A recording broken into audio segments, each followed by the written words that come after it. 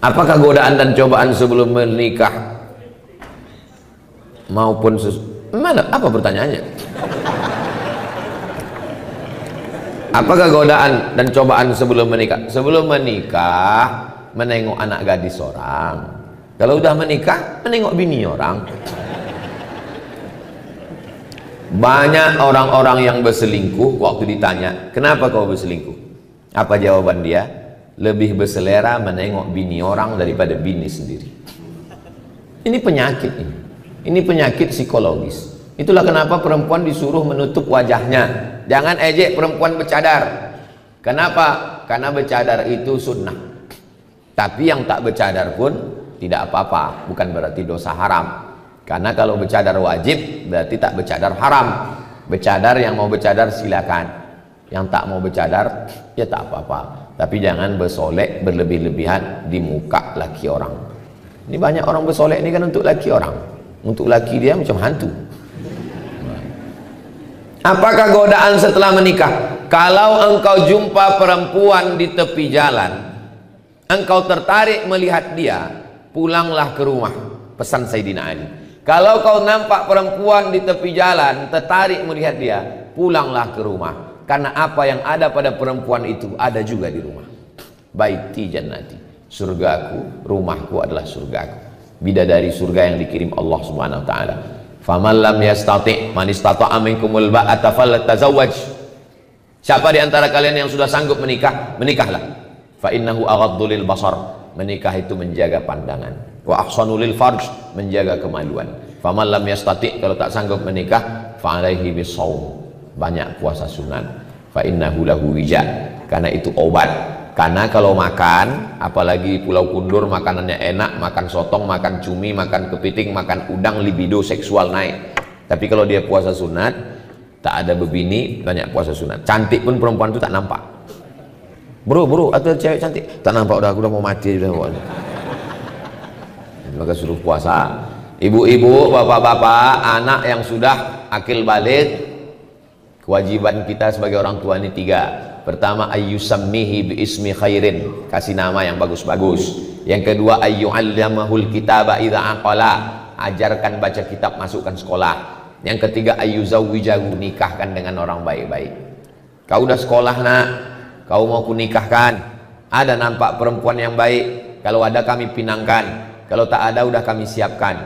Nah, nikahkan dengan perempuan baik-baik, jaga kehormatannya. Yang perempuan pun juga nikahkan dengan laki-laki yang baik-baik. Mudah-mudahan anak bapak ibu dapat jodoh yang soleh solihah. Bagaimana cara kita menghadapi melaluinya Pak Ustadz? Tak usah banyak-banyak teori. Begini. Saya tak usah teori begitu begini, tak usah begini. Yang mana jodoh saya Pak Ustadz? Tak usah banyak-banyak berteori. Mau kau, dia mau, jadikan. Itu semuanya berteori. Kalau jodoh kita nanti waktu kita tengok bergetar kita, bergetar pun kalau dia tak mau. Saya dulu kan lewat masa muda juga macam kalian, bukan langsung tua. Saya tanyalah tetangga dekat rumah, Pak, apa tandanya kalau dia jodoh kita? Kalau kita tengok bergetar, katanya. Saya asal menengok perempuan bergetar. Tak jodoh, tak usah banyak teori. Mau kau sama dia. Dah. Tak mau dia, bunga bukan setangkai, kumbang bukan seekor, patah tumbuh, hilang berganti, hilang satu tumbuh 1000. Ini anak-anak muda nih, begitu mau minang orang, kaulah satu-satunya, tak ada yang lain. Kalau kau tak mau nanti abang mati. La ilaha illallah. Wih, apa pula begitu? Macam tak ada aja perempuan di dunia ini. Banyak laki-laki ini mentalnya mental kerupuk. Begitu banyak perempuan. Nah, pinang, tapi jangan kalian meminang petantang-petenteng. Bawa Ustadz Haruna Hasim, bawa Pak Bupati, bawa Pak Sekda, bawa. Mereka juru bicaranya minangkan. Tanya, telusuri, ayah dia siapa? Ayah dia kerja di kantor Bupati. Apa Bupati? Bupati ngomong, kami membawakan ini anak tahfiz Quran mau minang. Pasti diterima, mana mungkin orang itu berani nolak. Awas kalau kau nolak nonjok katanya. Jangan kalian petantang-petenteng minang, belum tuh. Saya pun tidak saya minang. Kiai, saya minta tolong Kiai. Pak Kiai tolong pinangkan. Saya diam aja. Pak Kiai itu bercakap. Somad ngomong untuk Kiai. Enggak, saya diam aja. Jangan petantang-petenteng. Jangan saya kalian bawa, saya diterima nanti. Pak Ustadz, jodohnya supaya dapat jodoh terbaik, doanya Pak Ustadz, doa Nabi Zakaria, Rabbi la tazarni fardan wa anta khairul warisin. Rabbi, ya Tuhanku, la tazarni fardan, jangan biarkan aku sendirian, wa anta khairul warisin, engkau sebaik-baik pemberi waris. Rabbi la tazarni fardan wa anta khairul warisin. Saya tengok yang menghafal yang udah berbini pula. Ini menghafal yang lajang-lajang aja. Hati-hati bu, kalau sampai dibaca bapak nanti pas sembahyang. Ibu kalau sembahyang tahajud malam, dengarkan doa bapak itu baik-baik. Amin amin amin aja. Amin amin. Nanti kejadian baru bingung. Rabbi la tazarni fardan wa anta khairul warisin. Amin gitu. Ini kejadian. Kenapa abang ini? Doa kau dulu gitu. Nah, Rabbi la tazarni fardan wa anta khairul warisin. Tak ada yang sulit bagi Allah. Asam di gunung, garam di laut, berjumpa juga dalam belanga. Siapa? Langkah rezeki, pertemuan maut, kuasa Allah Subhanahu wa taala. Tak ada yang sulit bagi Allah. Innama amruhu idza arada syai'an ayaqul lahu kun fayakun. Jodoh tak akan kemana, tapi ingat, saingan di mana-mana. Mohon doanya Ustaz agar diberikan keturunan yang soleh dan solehah. Dunia ini memang tak pernah selesai. Sebelum tamat sekolah, nanti kuliah di mana? Sesudah kuliah, udah kerja apa belum? Sesudah kerja, udah berbini. Sesudah berbini, udah punya anak. Udah punya anak, laki-laki apa perempuan? Laki-laki. Kenapa belum punya anak perempuan? Dunia ini sebetulnya tak sulit. Yang susah tuh mengamankan mulut orang. Jadi kalau diturutkan cakap orang ini gila kita. Jadi kita pede aja, banyak berdoa. Mohon doanya Pak Ustadz supaya diberikan keturunan yang soleh dan solehah.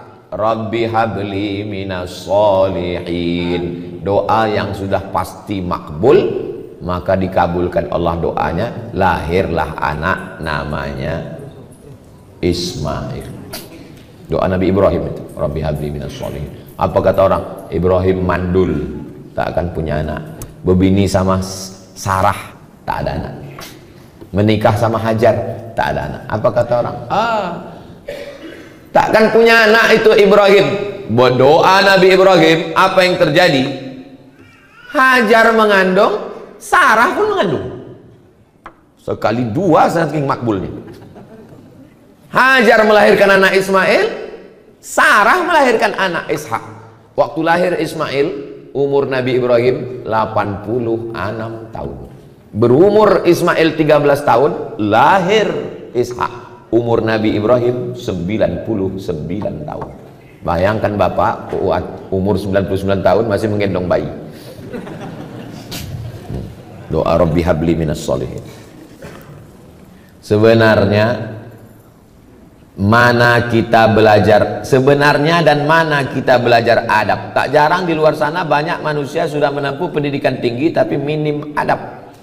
Tak jarang juga para guru ngaji yang kadang tak pandai menjaga perasaan orang lain dalam ini menyindir saya nih.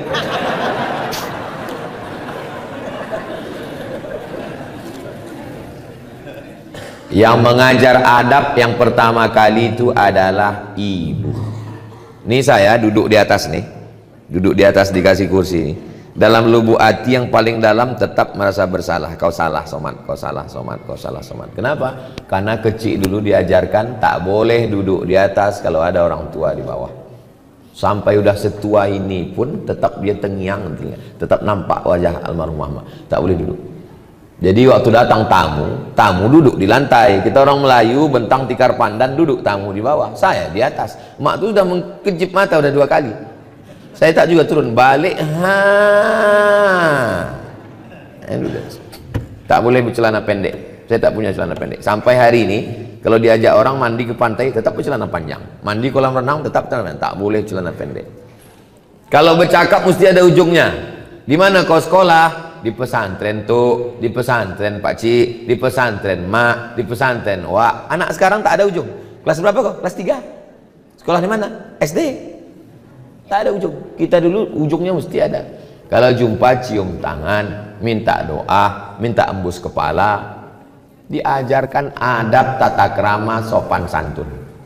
Habis makan piring bawa ke dapur, dicuci, dicium sebelum diletakkan di rak piring.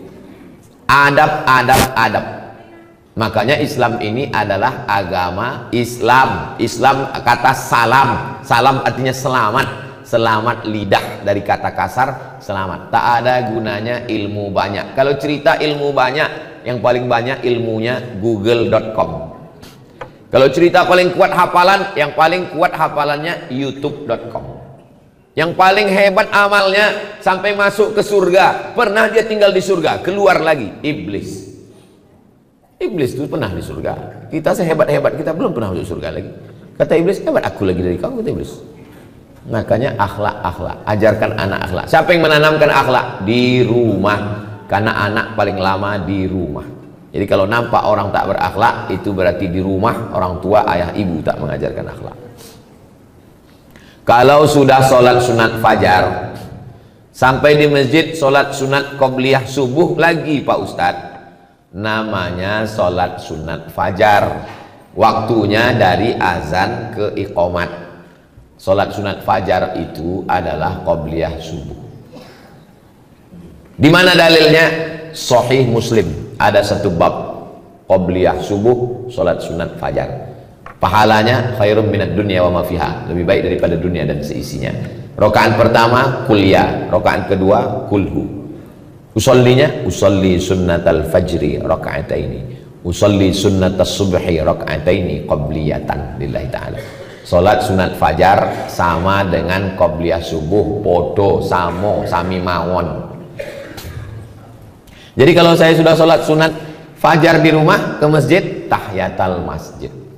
Habis tahiyatul masjid duduk karena sudah qobliyah. Qobliyah itu setelah azan, tak ada qobliyah sebelum azan. Kalau ada orang sholat qobliyah sebelum azan, tidak sah.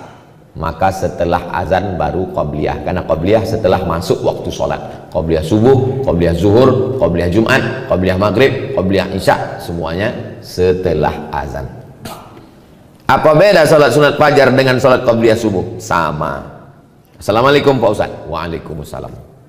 Bagaimana hukumnya orang datang ke masjid, sedangkan ada sebagian mengatakan tak boleh, sedangkan kita mau belajar? Mungkin maksud dia bagaimana hukumnya perempuan datang ke masjid. Mungkin itu maksudnya. Perempuan datang ke masjid, perempuan lebih baik sholat dalam pekarangan, lebih baik sholat dalam rumah, lebih baik sholat dalam kamar, lebih baik sholat dalam tempat yang sempit. Ini hadis satu. Hadis yang kedua, la tamna'u ima Allah masajidallah. Jangan larang hamba Allah datang ke masjid. Hadisnya bertolak belakang. Yang satu mengatakan lebih bagus di rumah, yang satu mengatakan jangan larang ke masjid. Datang Imam Nawawi membahas dua hadis yang ikhtilaf ini. Kesimpulannya, kalau keadaan aman, di dalam masjid ada pengajian, tidak menimbulkan fitnah, boleh perempuan ke masjid. Pulau Kundur ini aman atau tak aman? Aman. Ibu tadi kemari ada dicegat tentara Israel? Tak ada. Ada datang Godzilla menangkap dari laut? Tak ada. Aman. Tidak menimbulkan fitnah. Sudah tahu masjid itu sunyi, imamnya cuma sendiri imam. Datang perempuan, tak boleh menimbulkan fitnah. Nah, tapi kalau aman, laki-laki banyak, maka perempuan boleh ke masjid. Apakah istri Nabi ke masjid? Ya. Mana dalilnya? I'takafa Rasulullah sallallahu alaihi wasallam fil ashril awakhir min Ramadan, thumma i'takafa azwajuhu min ba'di. Nabi i'tikaf 10 hari di bulan Ramadan, setelah Nabi meninggal istrinya i'tikaf. Apa pelajaran dari situ? I'tikaf 10 hari 10 malam aja boleh, apalagi yang 10 menit. Yang 10 hari 10 malam aja boleh, apalagi yang 10 menit. Tetap dengan syarat dan ketentuan berlaku. Jangan sampai ke masjid pakai Honda, pakai sepeda motor, pakai celana legging sempit. Banyak atuk-atuk masuk parit menengok itu. Jangan ke masjid pakai minyak wangi terlampau harum. Masuk dia dari pintu, baunya sampai ke imam. Hilang ayat imam itu satu halaman. Saya merasa banyak kesalahan terhadap suami. Bagus. Saya sudah sering minta maaf. Suami sudah maafkan. Tapi saya tetap saja merasa bersalah. Di sini saya tanyakan, apakah yang saya lakukan supaya perasaan saya tenang? Merasa bersalah padahal tak salah, itu kerja setan. Merasa berdosa padahal tak dosa, kerja setan. Merasa beramal padahal belum beramal, itu juga kerja setan. Saya sudah membocorkan SOS, standar operasional setan. Kalau menurut Allah benar, menurut Rasulullah benar, menurut ulama benar, jangan merasa bersalah. Aku sudah minta maaf, aku sudah amanah menjaga keluarga, menjaga anak-anak. Tanya suami, kau sudah memaafkan saya bang? Aku sudah memaafkan dek, karena aku terpaksa. Maka ibu tidak salah. Ibu sama dengan suami. Al-mu'minun suami, wal mu'minat istri, ba'duhum awliya'u ba'd. Mereka saling tolong menolong menjaga keluarga. Ya'muruna bil ma'ruf, mengajak anak keluarga berbuat baik. Wa yanhauna 'anil munkar, melarang buat munkar.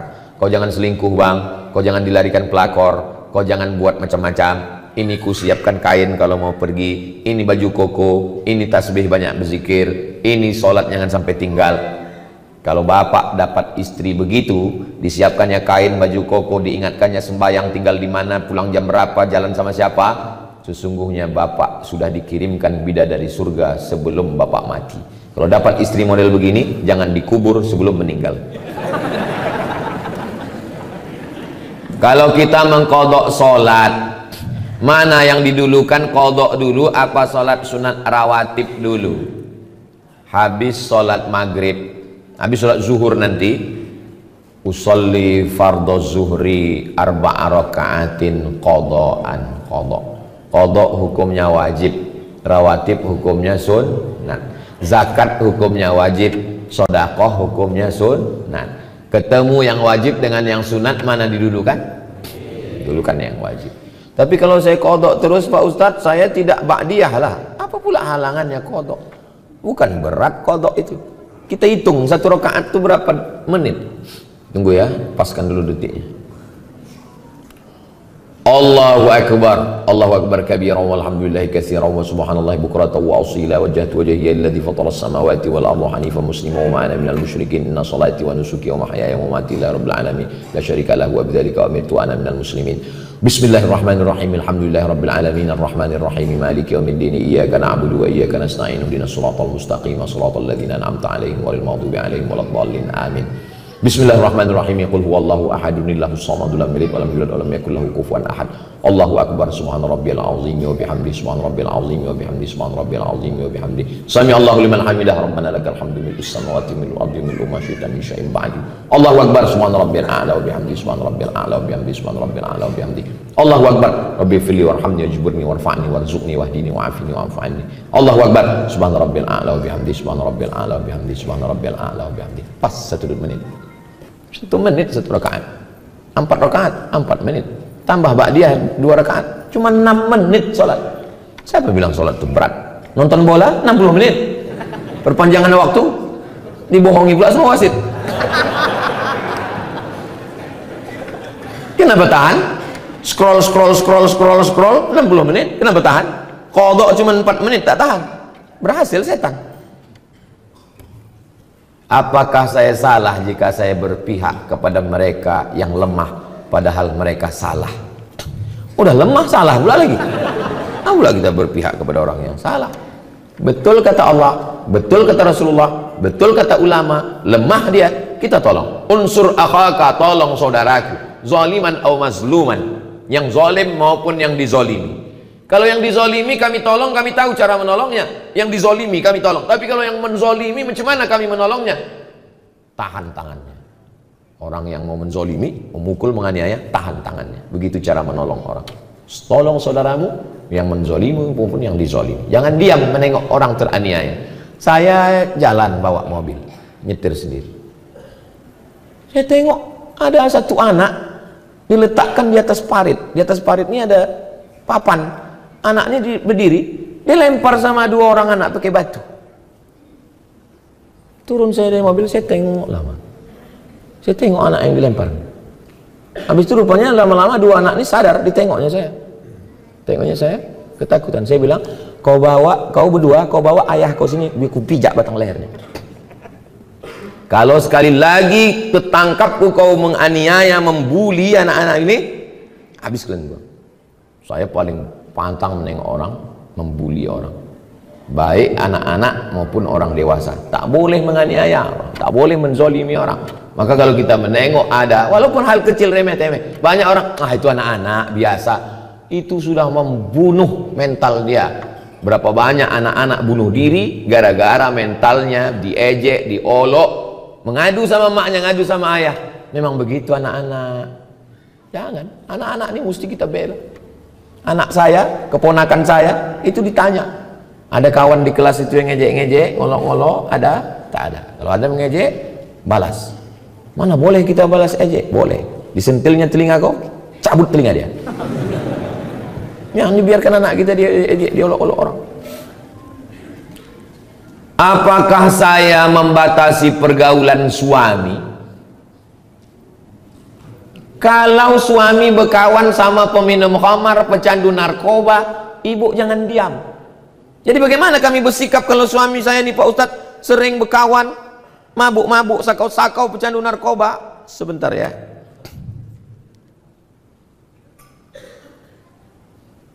Kalau ada suami ibu berkawan sama pecandu narkoba, catat nomor ini baik-baik. 0813 11 44 21 93, nomor BNN, Badan Narkotika Nasional. Sekarang mungkin ibu belum tertarik untuk menulisnya, tapi nanti kalau ingat, cari ceramah saya di Masjid Hijr Ismail di menit yang pokoknya pas di ujung-ujung pas tanya jawab. Hubungi BNN, suruh tangkap. Karena kalau ibu menasehati, janganlah bang pakai narkoba bang. Oh diamuknya ibu, tangkap dia. Sesudah tangkap, jenguk. Insya Allah udah menangis darah dia, biar agak-agak 3 malam. Orang kalau tidak dikasih efek jerah, kalau tidak shock terapi, dia tak akan takut. Nah mesti begitu. Nanti kalau ada orang yang mengeluh suaminya, suami pecandu narkoba, suami pejudi, suami ini, suami jahat, suami nakal, segala macam, insya Allah kalau pakai jurus saya ini, gimana suaminya bu? Alhamdulillah Pak Ustadz sudah ditangkap. Tak mampan lagi nasihat zaman sekarang. Bagaimana dengan perempuan yang tidak berjamaah subuhnya tapi mau melaksanakan sholat sunat isyraq di rumah? Di rumah itu usahakan ada namanya musolla al-bait. Musolla al-bait dalilnya Nabi datang bertamu ke rumah sahabat. Setelah makan Nabi bertanya, aina turidu an usolli? Di mana kamu mau saya sholat di rumahmu? Kata sahabat, sholat di sini ya Rasulullah. Nabi pun sholat. Tempat sujud Nabi di rumah itu dijadikan musolla al-bait. Itulah dalil sunnah membuat satu sudut rumah musolla. Tapi rumah kami tak besar Pak Ustadz, bukan rumah orang kaya, tak ada musolla khusus. Tak perlu, buat aja satu sudut yang biasa sholat di situ, sholat duha di situ, tahajud di situ, letakkan sajadah di situ. Maka menurut mazhab Hanafi, musolla al-bait perempuan boleh iktikaf di situ, laki-laki tak boleh. Laki-laki mesti di masjid. Perempuan yang berat, ada anak kecil, kesulitan, kesusahan, dia boleh iktikaf di situ dan dia boleh sholat sunat isyraq. Ya bagi yang berat, karena sholat sunat isyraq mesti di masjid. Oke, dia sholat di situ, habis itu dia berzikir baca Quran sampai masuk waktu jam 6.11, habis itu baru dia selanjutnya ada aktivitas-aktivitas. Hilang pula pertanyaan yang tadi yang kertas itu aja. Saat ini saya sedang dilema, sudah lama menantikan momen pencerahan dari Ustadz. Saya merupakan salah satu anggota dari orang Islam. Suatu ketika terdengar kabar tak sedap bahwa atasan kami melakukan sebuah tindakan kemungkaran, memakai uang umat untuk hal pribadi, tapi adanya musyawarah. Sampai suatu hari kami beberapa anggota yang dapat dipercaya melakukan interogasi. Akhirnya memang terkuak bahwa dia menggunakan uang untuk keperluan pribadi tanpa ada campur tangan dari pihak bahkan keluarganya tak tahu menahu. Saat itu pula secara tak langsung kami bilang kepada dia agar seharusnya uang itu diganti, namun dia malah berdalil ini seakan-akan enggan untuk mengganti. Alasan lain kenapa kami enggan untuk melaporkan ini kepada pihak adalah alasan keluarganya takut menanggung malu akibat dari perbuatannya, juga untuk menjaga citra baik agama Islam. Mulai saat ini saya secara pribadi sudah benci dengan dia. Saya sudah berusaha dengan hati maupun perkataan, bahkan sampai saat ini ketika melihat hati ini terberi geram, tak mau datang. Ditambah lagi sampai saat ini masih berlanjut isu dia kerap melakukan kecurangan. Seperti yang Ustadz sampaikan, kita begitu membara berapi-api, kita mencegah kelakuan bejat Zionis Israel berada di Palestina. Tapi ketika melihat kemungkaran di depan mata kita diam. Laporkan ke polisi. Kalau mau ganti. Kalau takut melaporkan Fir'aun ini ke polisi, ganti duit yang hilang itu. Karena itu duit umat. Duit masjid, duit ormas, itu duit umat. Pertanggungjawabannya kepada umat.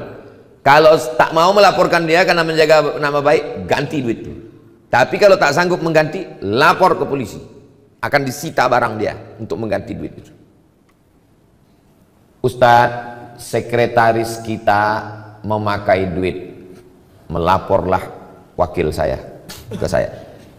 Dekat rumah mak saya ketua, ini wakil saya, sekretaris memakai. Berapa dipakainya? 45 juta. Saya bilang, lapor ke polisi, penjarakan dia. Malulah kita Pak Ustadz, begitu begini nanti kami ini. Pergi saya ke kamar, saya ambil duit. Ini 45, masukkan ke kas, mengganti si hantu belau setan laknatullah alaih. Keluarkan dia dari pengurus, jangan masukkan lagi. Kalau mau, ganti pakai duit pribadi. Kalau tidak, laporkan ke polisi. Jangan diam. Kalau takut melaporkannya, laporkan ke saya. Nanti datang, jumpai saya. Biar saya melaporkan ke Pak Kapolres. Lengkap dengan KTP semuanya. Biar saya melaporkan ke Pak Kapolres. Biarlah saya terlambat pulang nanti agak 1 jam. Yang didiamkan. Kenapa didiamkan? As-sakitu anil haq, diam melihat kemungkaran, setan akhras, setan bisu. Di dalam Islam ini ada namanya akhlak, tapi juga ada namanya hukum. Pencuri, as-sariqu was-sariqatu faqta'u aydiyahuma, potong tangannya. Pezina, az-zaniyatu faz-zani fajlidu kulla wahidin minhuma mi'ata jaldah, cambuk 100 kali kalau belum berbini. Kalau sudah berbini, farjumuhumal battah, lempar batu sampai mati. Islam ini bukan cuma akhlak, Islam ini ada hukum.